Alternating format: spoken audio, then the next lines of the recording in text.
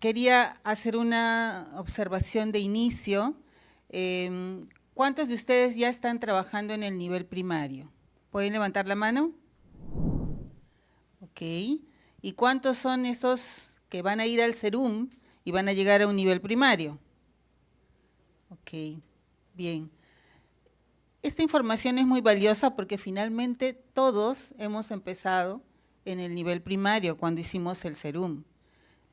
Particularmente, si me preguntó hace poco mi hijo que por qué había ido a un servicio rural, a un sitio donde no había luz, no había agua, y por qué no hice como muchos otros colegas que se quedan en Lima y hacen un equivalente, ¿no? Entonces mamá me dice, ahora tú eres subespecialista, ¿y qué hiciste ahí? Le dije, creo que es una de las épocas más importantes de mi vida, si no es la más importante. Porque finalmente le digo, ahí tú no solo eres médico de toda la población, sino que eres la autoridad más importante de esa población. Eres policía, maestro, administrador, eres todo de un pueblo que muchas veces depende de ti.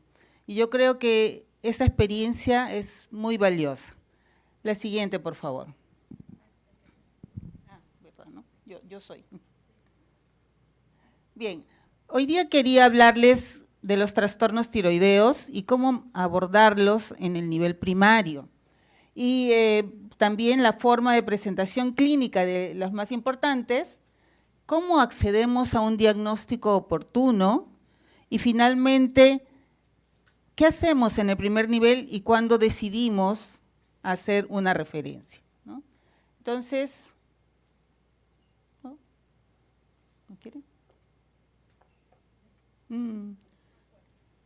Ahí está. Bien, para todos queda claro que el nivel primario tiene una gran responsabilidad porque el 80 al 90% de las patologías deberían ser resueltas en ese nivel o por lo menos avanzadas. Es decir, nosotros que trabajamos en un nivel hospitalario muy especializado, no deberíamos realmente ver la gran cantidad de pacientes que vemos ni tener que manejar las secuelas que manejamos.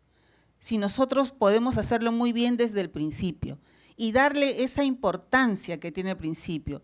Porque miren ustedes, acá dice, bueno, vamos a ver hipertensión, vamos a ver diarrea, vamos a ver resfríos, iras, sedas, pero ¿y en esas no están implicadas muchas otras enfermedades?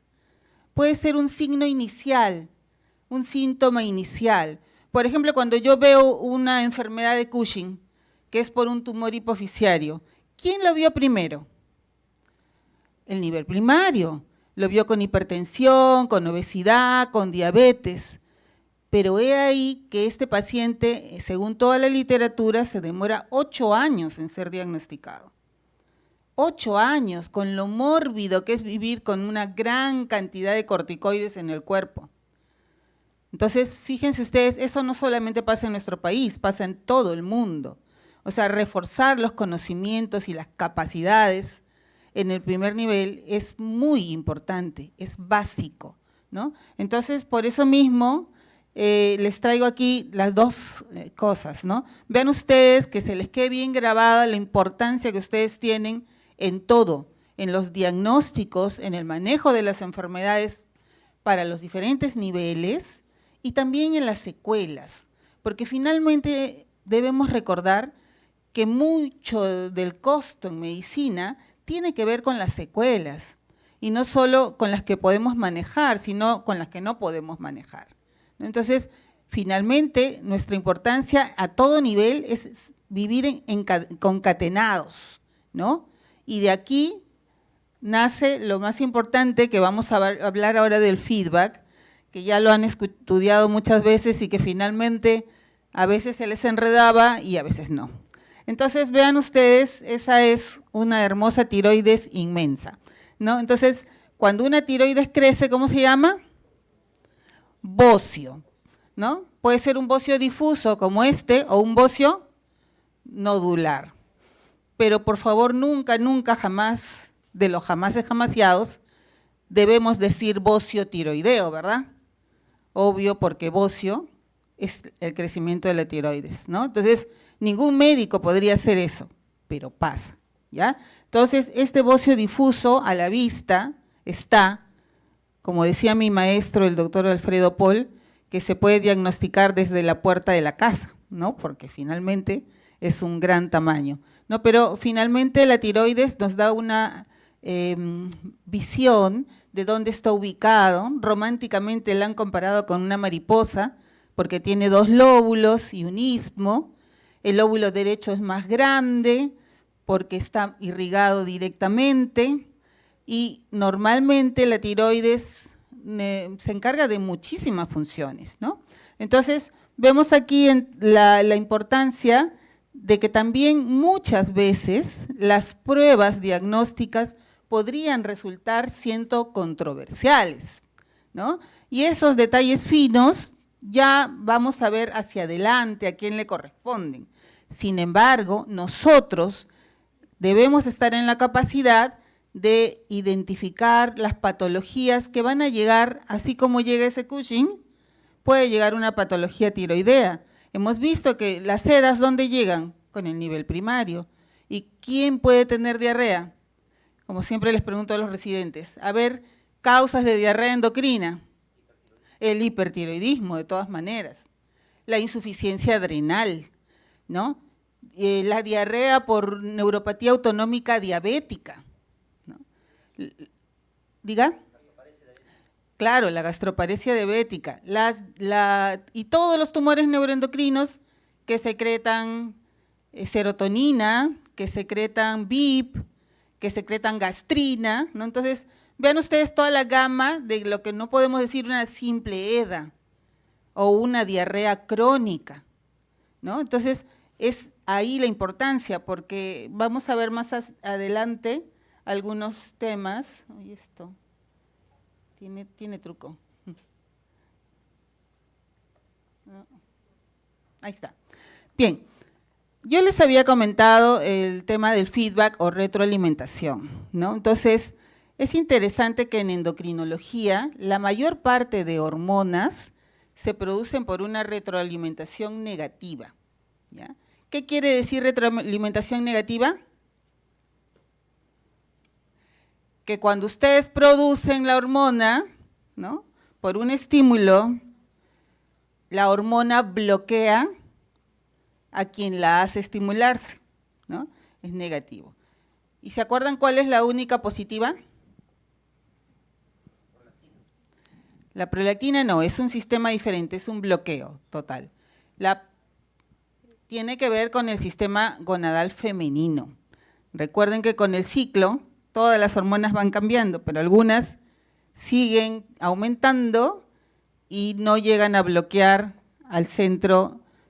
¿Y dónde empiezan los ciclos hormonales? ¿Dónde empiezan? Claro, empiezan en el tejido nervioso del hipotálamo, ¿no? Entonces, como ustedes pueden ver, la luz, acá está, no se ve la luz allí, ¿no? Bueno, imagínense que se ve. Estamos en el cerebro, en el hipotálamo. ¿De qué otra cosa es muy importante el hipotálamo, aparte de todas las zonas donde se producen los precursores de las hormonas? De la sed, del hambre, ¿qué más? ¿Algo más romántico? Es el centro del amor, no del enamoramiento. Por eso es que uno no debería decir te amo con todo mi corazón, sino con todo mi hipotálamo, ¿no? Algo más endocrinológico. Bien, entonces chicos, lo que estamos viendo acá es que del cerebro, del hipotálamo, empiezan todas las hormonas que terminan en RH, o sea, liberadoras. Estas neuronas llegan a la adenohipófisis, como están viendo allí, y ahí empieza una de las hormonas más importantes de nuestra economía, la TSH.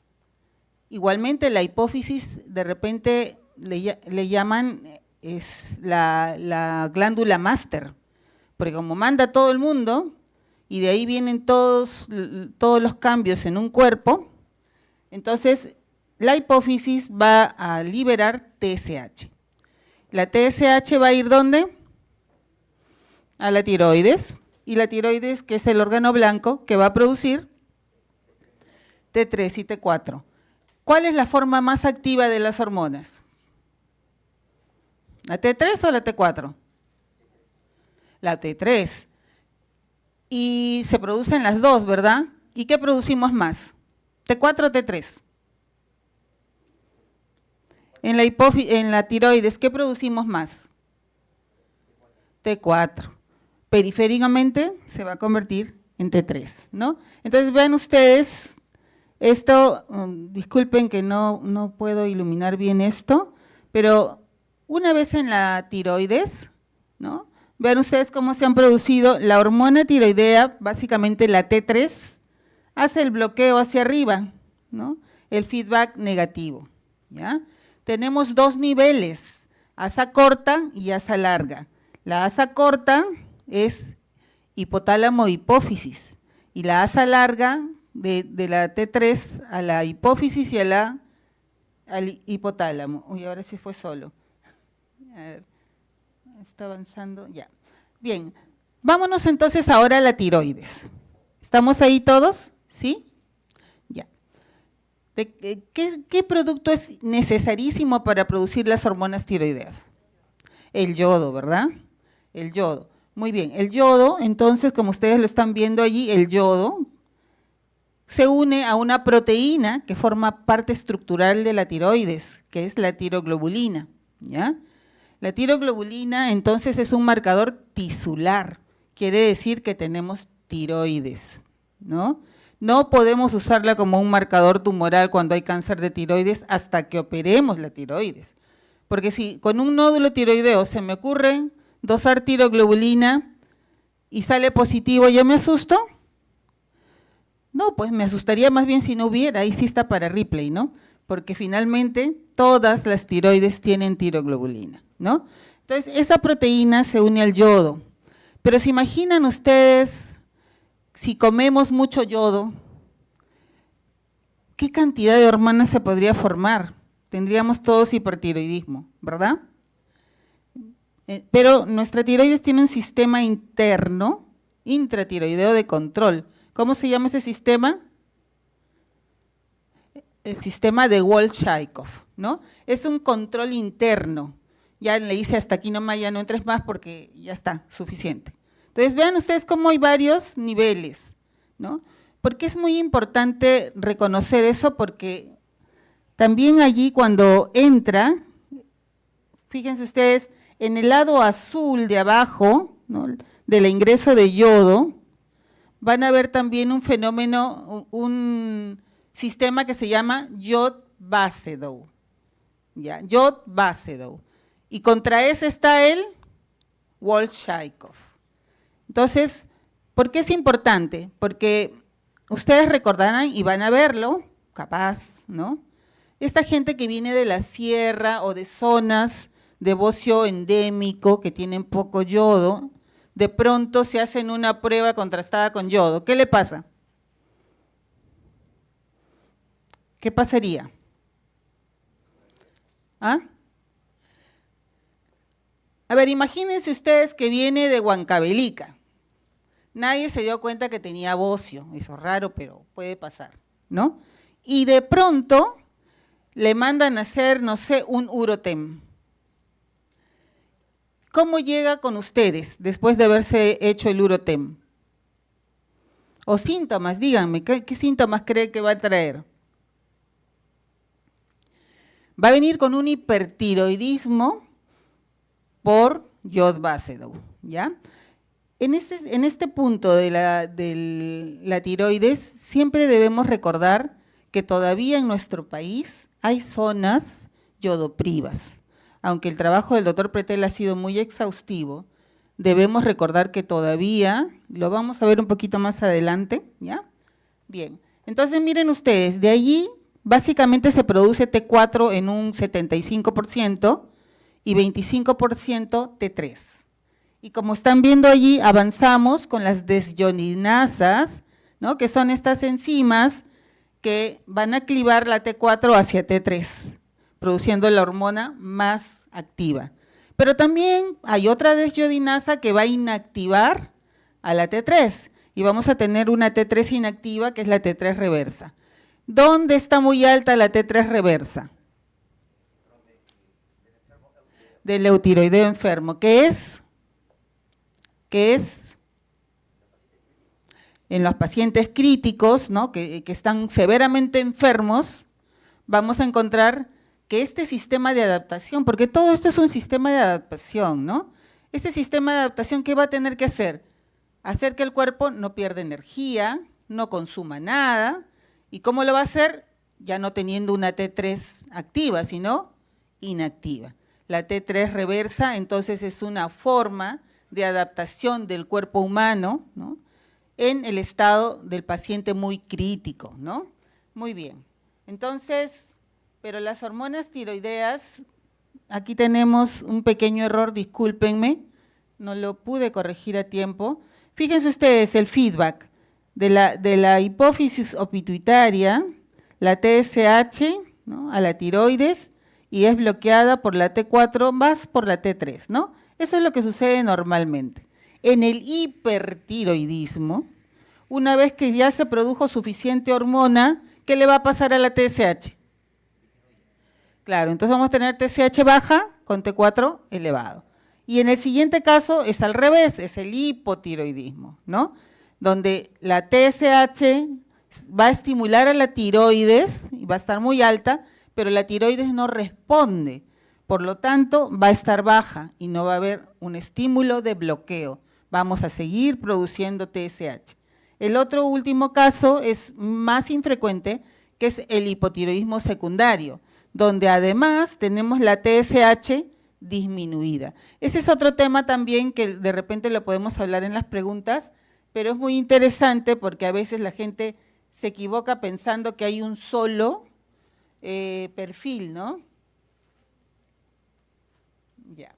Bien, pero las hormonas tiroideas son maravillosas. Yo creo que las hormonas tiroideas se podrían ganar el puesto de las hormonas más trabajadoras, ¿no? Realmente, ¿por qué? ¿Dónde no trabajan las hormonas tiroideas? Es una pregunta muy difícil de contestar. Finalmente, creo que en todo sitio. Empezando de que las hormonas tiroideas tienen dos tipos de funciones. Las funciones génicas, o sea, donde se van al núcleo y hacen que se produzcan o se bloquee la producción de hormonas, enzimas, otras proteínas, en fin, o sea, todo el cuerpo, ¿no? Todo el cuerpo. Y el efecto no génico, donde lo que ya formaron de pronto va a necesitar este agonista hormonal. Por lo tanto, las hormonas tiroideas son importantísimas desde la época ¿de cuándo? ¿Desde cuándo son importantes para el ser humano las hormonas tiroideas? ¿Desde la etapa fetal? Embrionaria, claro, desde la formación. ¿Por qué?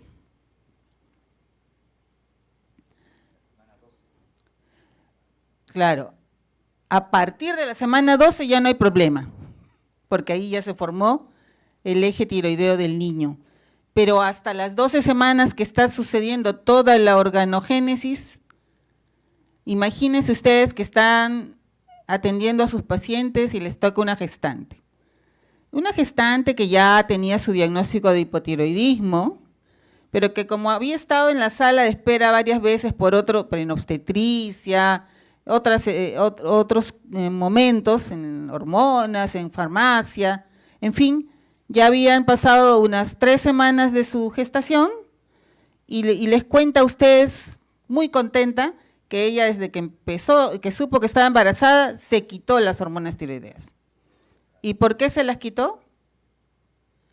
Porque las señoras que estaban en la sala le dijeron que cuando estás embarazada no puedes tomar nada, es peligroso.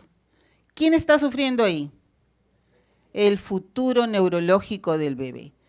Todo el futuro neurológico de un bebito, todo, 100%, depende de las hormonas tiroideas de la madre, Por eso es tan importante, antes del embarazo, saber en qué estado de tiroidismo estamos, ¿ya? Por eso es que tampoco se puede embarazar una mujer si tiene una TSH mayor de 1. ¿Y es valor normal 2? Sí, pero el embarazo no se va a dar. O sea que, fíjense ustedes todo lo que hay que ir viendo, ¿no? Porque uno dice, pero todo está bien y no se embaraza, ¿no? Porque los puntos de corte de TSH van variando durante toda la vida, ¿no? Entonces, fíjense, vean, uno de los puntos más importantes, y por eso se los he traído, es el efecto de la hormona tiroidea sobre el corazón. Nosotros ya sabemos que el paciente hipertiroideo va a venir con taquicardia, cualquier tipo de arritmia, ¿no? Va a venir con diarreas, va a venir que está adelgazando. Nosotros en el hospital teníamos un problema porque el hipertiroideo no pierde el apetito y sigue bajando de peso todos los días, bajaban 1 kilo por lo menos, ¿no? Ideal, ¿no? Cuando uno quiere bajar de peso. Entonces, pero nosotros teníamos pacientes postrados e hipertiroideos. Y solía pasar que los hipertiroideos se robaban las charolas de los otros que estaban postrados porque se morían de hambre.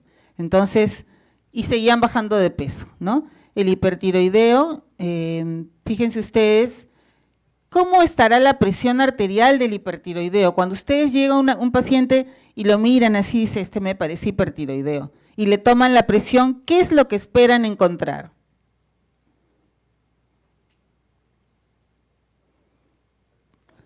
Sí, lo vamos a ver más adelante, ¿ya? Pero vean ustedes, entonces, el hipertiroideo baja de peso porque todo lo que come, todo lo que comemos y que pasa por las vías metabólicas, ¿no? Tiene que entrar a la cadena respiratoria para poder producir las moléculas macroérgicas y entonces tener todas las actividades que debemos hacer. Pero el hiper empieza con muchas ganas y no puede terminar, ¿no? Y encima, todo lo que comió, ¿dónde se fue? Porque sigue bajando de peso y ustedes lo tocan y está calientísimo. Porque todo lo que él come pasa por un proceso de desacoplamiento, ¿no? Entonces, no se producen moléculas macroérgicas. Si yo le doso CPK, está en el suelo, ¿no? Entonces, la hormona tiroidea tiene esta característica de que toda la energía la convierte en calor. ¿Necesitamos calor? No, nos podemos abrigar, ¿no?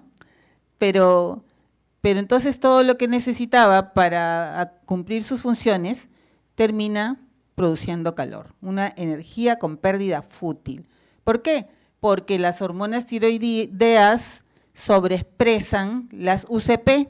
¿Qué son las UCPs? Las proteínas perdedoras de calor. Entonces, estas proteínas son 7, pero la más activa es la 3. ¿Cuál estimula la hormona tiroidea?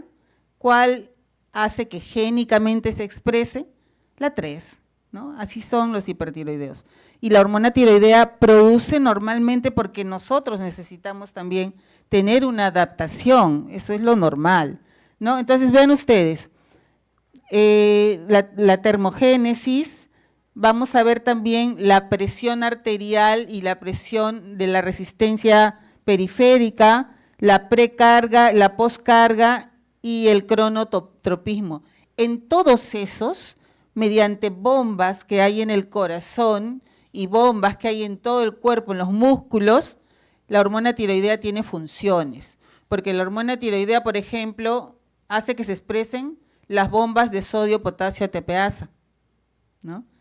De calcio, sodio en el miocito. O sea, realmente las proteínas y enzimas que se les ocurran tienen que ver con la hormona tiroidea.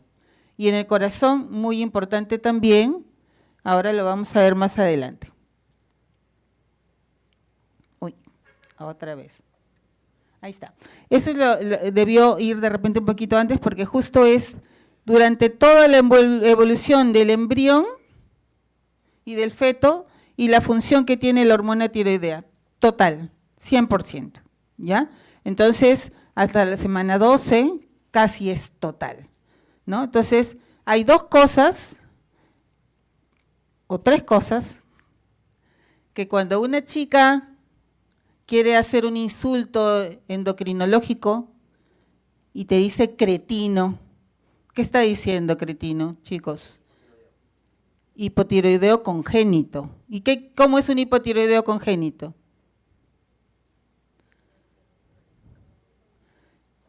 Talla baja, o sea, te está diciendo enano. Retardo mental, o sea, te está diciendo retardado. Y retardado dental, o sea, es un muy buen insulto. No dejen que se los digan, pero ya tienen para sus experiencias. El desarrollo neurológico, por lo tanto, es básico para que nosotros lleguemos a estar en esta sala, ¿no? Entonces, en general las hormonas tiroideas y sus trastornos, o los trastornos tiroideos, tienen 3 tipos principales. Uno son los de función. Por ejemplo, cuando la función es baja, hipotiroidismo; cuando la función es alta, hipertiroidismo. Otras son las inflamatorias, ¿no? Por ejemplo, las tiroiditis agudas, subagudas y crónicas, inflamaciones de la glándula. Y la tercera son las tumorales, que pueden ser el bocio nodular benigno, que hemos estado hablando ya, y el cáncer de tiroides, ¿no? De las 2 diferentes estirpes que tiene la célula tiroidea, que son folicular y parafolicular, ¿no es cierto? Bien, entonces, no es raro que el paciente, cuando ustedes se asustan porque le encuentran un nódulo y dicen, ay, tengo que hacer los papeles de referencia, ¿no? Entonces, de pronto, ¿qué es lo que siempre les pregunta el paciente? ¿Es para subir de peso o para bajar de peso? ¿No? Es una pregunta clásica, ¿no? Porque para ellos la tiroides solo tiene que ver con subir y bajar de peso. Y la respuesta de nosotros es muy importante, porque hay un aspecto que no se puede desligar del nivel primario, y es el que ustedes tienen el primer contacto con el paciente. Y como hablaba Sonia, esta relación médico-paciente tiene que empezar bien siempre, siempre. Podemos estar cansados, podemos estar con grandes problemas, a todos nos va a pasar, pero que nosotros no somos humanos, ¿ya? Métanse eso en la cabeza, no somos humanos, somos los médicos. Entonces, de ese momento depende todo lo que venga para adelante, porque finalmente el paciente, un día un paciente hace poco me dijo, no, es que no hice lo que me indicó la doctora porque me dio miedo, porque se enojaba mucho, ¿no? Entonces ya no lo hice, ¿no? Y que era una biopsia de tiroides en un cáncer. O sea, fíjense cómo puede ser tan trascendente, ¿ya? Así que buenas personas hacen buenos médicos. Así que siempre recuérdenlo, cuando ya no puedan más y quieran estrangular al paciente, porque hay momentos, ¿no? Todos vamos a pasar por eso. Recuerden que ustedes no son personas comunes, decidieron ser médicos. Y ser médico tiene una carga que la aceptaron, la aceptamos. Entonces no podemos dejar nuestra labor de superhéroes, no podemos. Entonces fíjense ustedes, esto también es importante que recordemos, vamos a verlo más adelante, si esto me ayuda. Creo que es atrás donde tengo que señalar, ¿no? ¿O no? Ay, qué tonta. No. ¿Dónde es atrás? No quiere. Ahí está. Ya bien, chicos. El nivel primario tiene que acercarse a un diagnóstico, ¿no? Todas las guías clínicas, que no me gusta mucho hablar, en nuestro país todos sabemos que tenemos guías clínicas, pero la guía clínica es una guía. Ya Sonia les dijo que el tratamiento es personalizado, individualizado. En el mundo ya se comprendió ello, y también está el hecho de que estamos en una etapa de la medicina contractual. Nosotros tenemos que tener el conocimiento y presentarle al paciente el conocimiento para que ellos tomen la decisión, ¿no? Entonces, fíjense ustedes, en mi hospital, en mi servicio, tenemos consentimientos informados para todos los procedimientos que hacemos, porque todos no son iguales. Imagínense que llega un señor con un pie diabético y la primera intención es que le corten la parte anterior de los dedos y finalmente en sala llega a una amputación supracondilia. No puede entrar con un solo consentimiento y no podemos dejar de personalizar esta situación, ¿ya? Porque finalmente el paciente, en este contrato médico-paciente, es el que va a decidir. Nosotros le decimos, ¿no? Mire, este hipertiroidismo se puede tratar con yodo radiactivo, se puede tratar con pastillas, se puede tratar con una cirugía. Entonces ellos les van a decir, ¿y usted qué dice, doctor? Entonces ustedes tienen que decir, bueno, en el caso suyo, el porcentaje de éxito es este, las complicaciones son estas. Finalmente, ellos tienen que decidir. Porque sí es cierto, todos los tratamientos, todos, aparte de sus efectos positivos, pueden tener efectos negativos, ¿no? Que nadie los quiere tener, pero justo ayer viernes que hice consultorio, veo a una paciente que ya veía mucho tiempo por cáncer de tiroides, muy acongojada, y me contó que su hija había muerto hacía 2 semanas, para Navidad, miren, ¿no? Una mujer de 36 años había muerto, y yo le digo, ¿me permite revisar su historia? Porque ella me dice, se murió sentada en emergencia porque no le dieron atención. No era cierto porque la sacó y la tuvo que llevar a una clínica, pero efectivamente en emergencia no le dieron la atención que recibía, o sea, la oportunidad. Y había hecho una reacción, era una hipertiroidea joven, que había hecho un RAM al antitiroideo de síntesis y estaba con 0 neutrófilos, 0, ¿no? Entonces, fíjense ustedes la demora en colocarle los estimulantes de colonias, de ponerle su antibiótico de amplio espectro y sobre todo tener una cama, ¿no? Entonces, vamos, entonces, acá. Bien chicos, vamos con este caso clínico. ¿Quién quiere leerlo? ¿Alguien? ¿No? A ver, doctor. Paciente mujer de 38 años, contadora, con aumento leve de peso, caída de cabello, abulia, astenia, se olvida las cosas importantes en el trabajo, estreñimiento. Al examen clínico, peso 65 kilos, talla 1,59 metros, perímetro de cintura 88 centímetros. Sí, piel seca y descamativa, bradipsiquia, bradilalia, presión arterial 120,90 milímetros de mercurio, frecuencia cardíaca 70 por minuto, vestido muy abrigado para estación de verano. ¿Preguntas? Muy bien. ¿Qué preguntas le harían a este paciente para completar su diagnóstico que ya está bastante claro? ¿Qué preguntas? Antecedentes. ¿Qué antecedentes nos interesarían, doctor? Familiares. Familiares con una patología similar o cualquiera de tiroides, ¿sí? Así es. Muy bien. ¿Qué más? Sí, probablemente acá está llevando más por el cansancio. ¿Ha aumentado mucho de peso, pregunto yo? No, porque así vemos generalmente los hipotiroideos. Cuando una paciente con mucha obesidad viene y les dice, es que tengo un problema de tiroides, es falso. Es falso. ¿Ya? Entonces, acá el diagnóstico, ¿qué más quisiéramos saber para poder complementar nuestro diagnóstico? Hemos preguntado por la familia.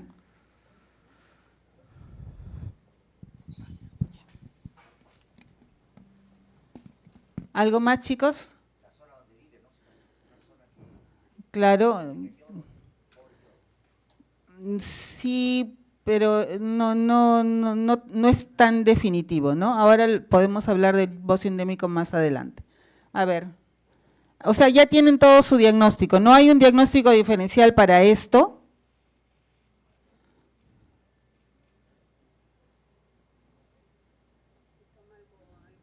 Muy bien, si toma algún medicamento, claro. Y les dice que tiene depresión y toma medicamentos para depresión. ¿Va a favor o en contra de su diagnóstico?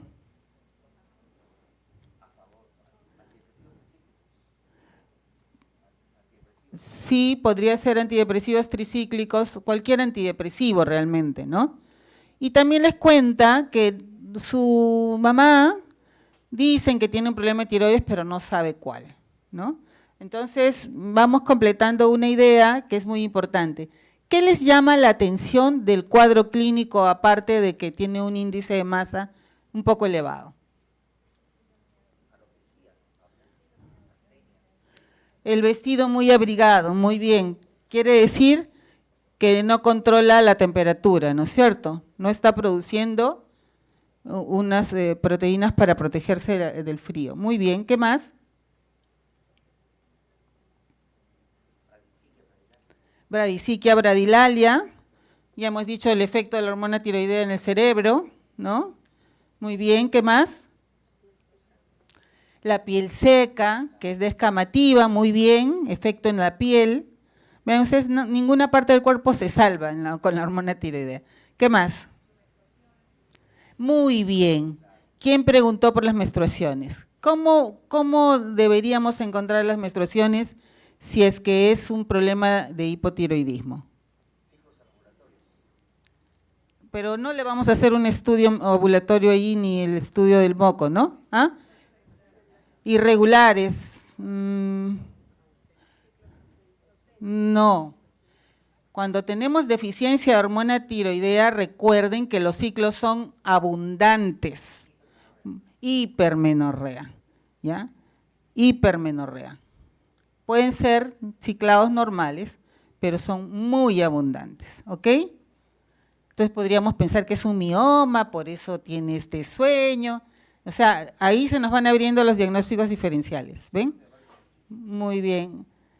Sí, pero no estamos describiendo hirsutismo, acné, nada de ello, ¿no? Y la diferencia justamente con ovario poliquístico es que el ovario poliquístico, ¿cómo son las menstruaciones? Claro, hay oligomenorrea o amenorrea. Cuando una paciente con muchos síntomas viene con polimenorrea, hipermenorrea, es hipotiroidismo mientras no se demuestre lo contrario, ¿ya? Muy bien, entonces, nuestro diagnóstico presuntivo podría ser hipo, ¿no? Ya. ¿Y porque el hipotiroidismo pues da todos estos síntomas, ¿no?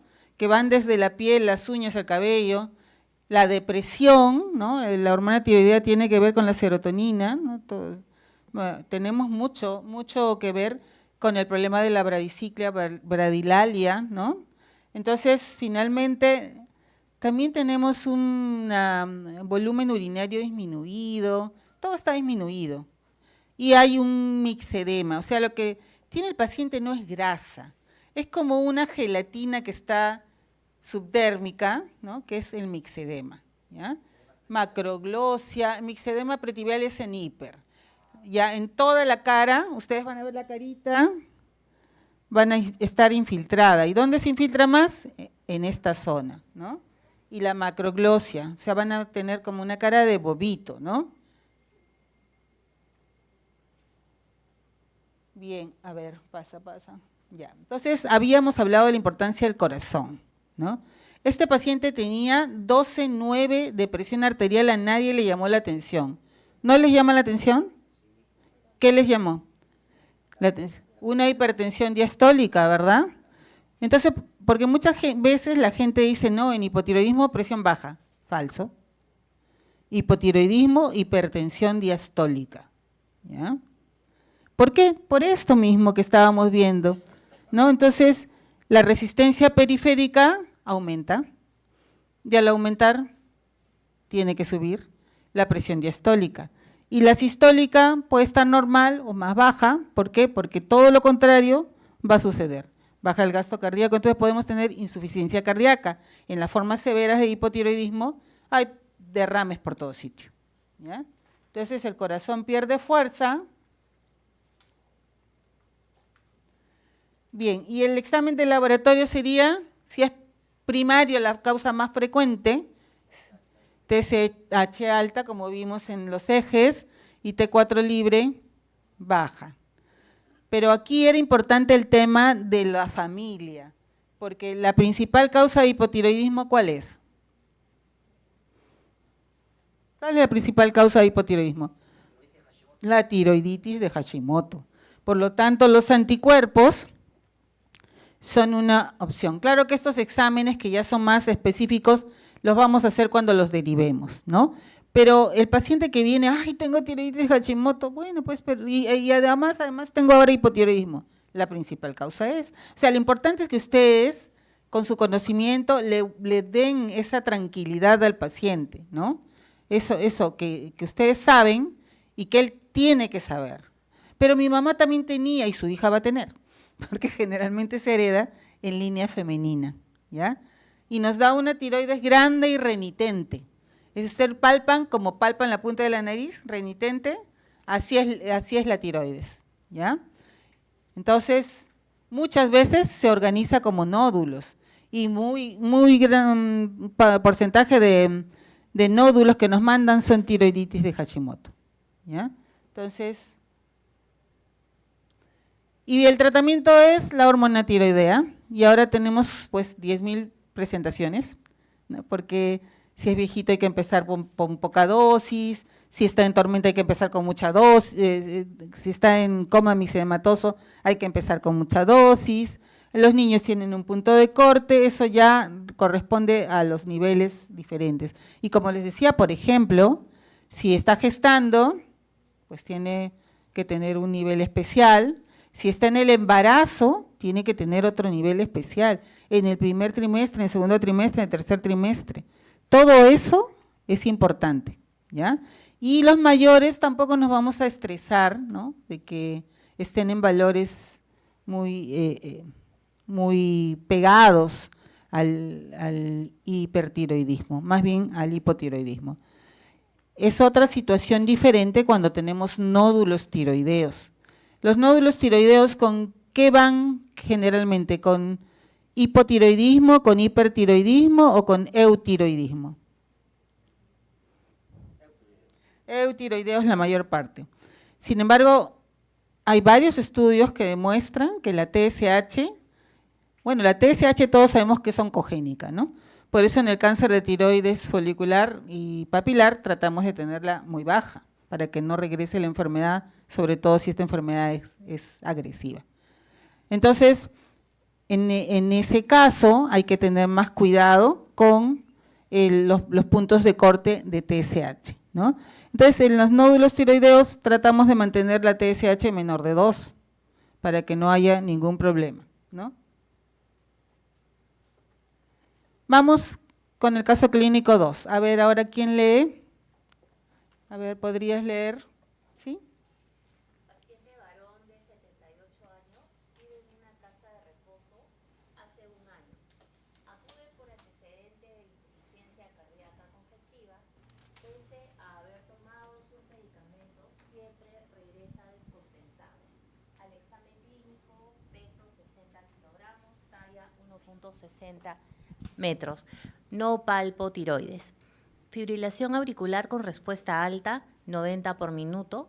Presión arterial, 120/60. Frecuencia respiratoria, 28 por minuto. Estertores pulmonares. ¿Qué más podemos preguntar acá? Si el paciente toma anticoagulación, Ya no está anticoagulado, a pesar que tiene FA, no está anticoagulado, solo toma aspirina.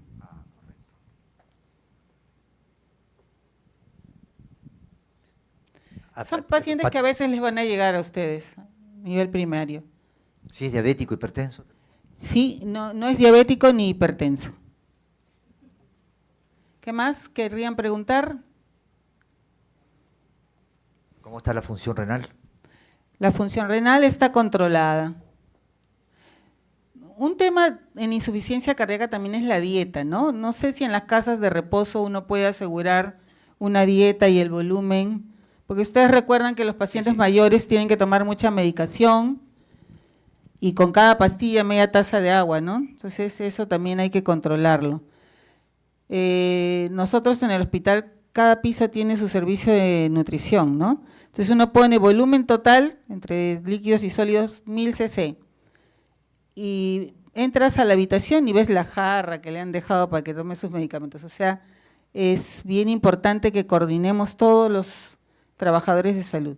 ¿Le vemos alguna cosa particular en este examen clínico? Claro, hay una taquipnea, ¿no? Eso es importante. ¿Qué más? La presión sistólica disminuida, no tanto. ¿Cómo está la presión diferencial? Está un poco elevada, la presión diferencial, ¿ya? La presión de pulso, por eso que cuando clínicamente vemos estos pacientes, le tomamos el pulso y ¿qué sentimos? Que nos bota la mano, ¿no? El pulso en martillo de agua. Muy bien, hay signos de insuficiencia cardíaca, hay signos cardiológicos, pero no se palpa tiroides. Paciente senil, que no está tan adelgazado, ¿no? Porque tiene agua, ¿no? Entonces, ¿cuál sería el diagnóstico acá?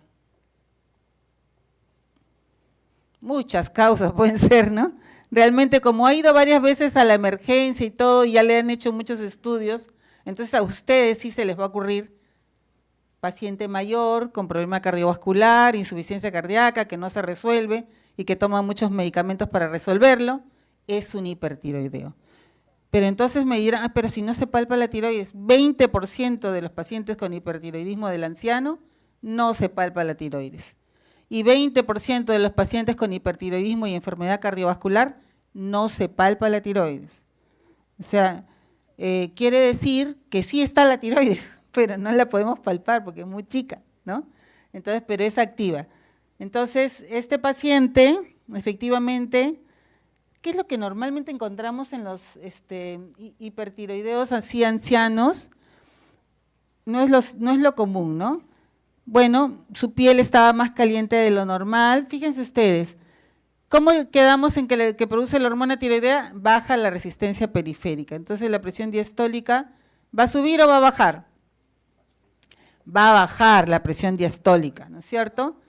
Y la hormona tiroidea tiene varios efectos. Ya vamos a terminar, acá terminamos. Ya, la hormona tiroidea tiene varios efectos, disculpen la demora.